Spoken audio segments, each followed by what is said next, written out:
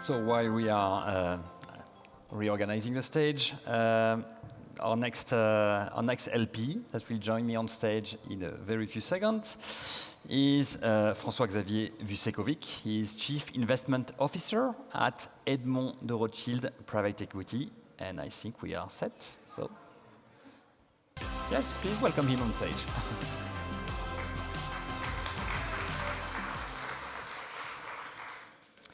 Welcome on stage.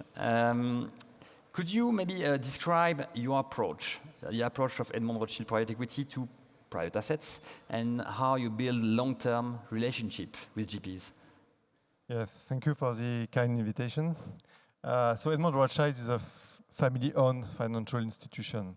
And you know, this is a family which has been invested into the real economy for more than 250 years, with three key drivers, which are a long-term horizon, a pioneering spirit, being bold into their investment, and an entrepreneurial mindset. And this is based on this legacy that we've built, actually, a private equity platform to tackle three main challenges we identified 20 years ago around energy transition, resources scarcity, and human capital with major demographic shifts. And so we've built a private equity platform managing more than 4 billion across different strategies from thematic buyout and growth, Africa, and infrastructure projects. And with a clear ambition to bring finance at the service of the industry. So to do that, actually, we identified key partners, investment teams, which are really focusing on those thematics. Their aim is to source attractive investment opportunities. They are experts. They are coming from the industrial world. And together with them, we set up long-term partnership where they focus on the investment side, and we help them into more the regulatory space, and more importantly, the fundraising for their different funds. Okay, can you give us a concrete example of such a strategy, for instance, with Ginkgo? Yeah, sure. Ginkgo is a very good example of what we like to do. Let's start with the issue we identified. By 2050, we're going to have 2.5 billion additional people coming into cities. So it's a major challenge for cities, and Europe is not exempt of this shift.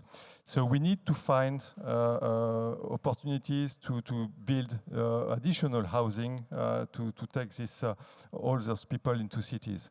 But as you can see, it's very difficult to find these opportunities. And in the meantime, in Europe, we have abandoned industrial sites, highly polluted. Nobody's want to buy them. And so what we decided to do, actually, is to acquire those former industrial sites at a very huge discount, to depollute with very clean techniques, and then develop real estate projects on that. To do that, we identify a team of professionals coming mainly from the industrial world, specialists into soil remediation. We partner with them.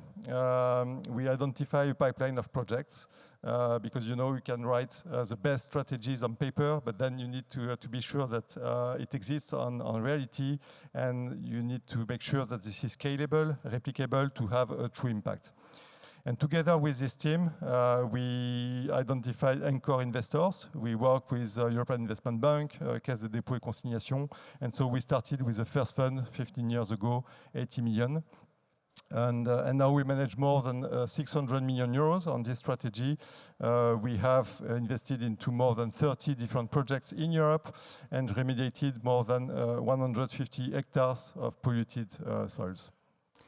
Thank you. Well, Edmond Rothschild has more than 250 years of history, right? So you have had time to develop strong convictions in terms of investment philosophy. And I believe one of your convictions is to channel European savings towards the long-term transformation of the economy and the reindustrialization of Europe. Can you elaborate a bit more on how does it traduce into concrete actions? Yeah. In your introduction, you mentioned the turmoil environment we are facing, and I think it's really a wake-up call for Europe. We have to invest in defense, we have to invest in energy, we have to invest in infrastructure, regionalization of our supply chain. So this is really an opportunity to compete again with other geographies. To do that, we need some financing, of course.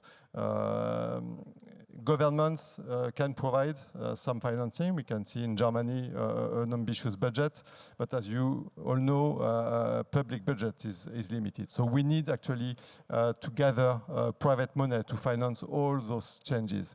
If you compare the US and Europe, in US, 30 to 40% of the savings goes actually to private equity, to the private sector. It's only less than 10% in Europe. So what we do is first work with the regulator, and actually there is a shift. You can see with the new LTIF, for instance, that we can distribute private equity products to the wealth sector from 10,000K. But more importantly, we have to work on the content.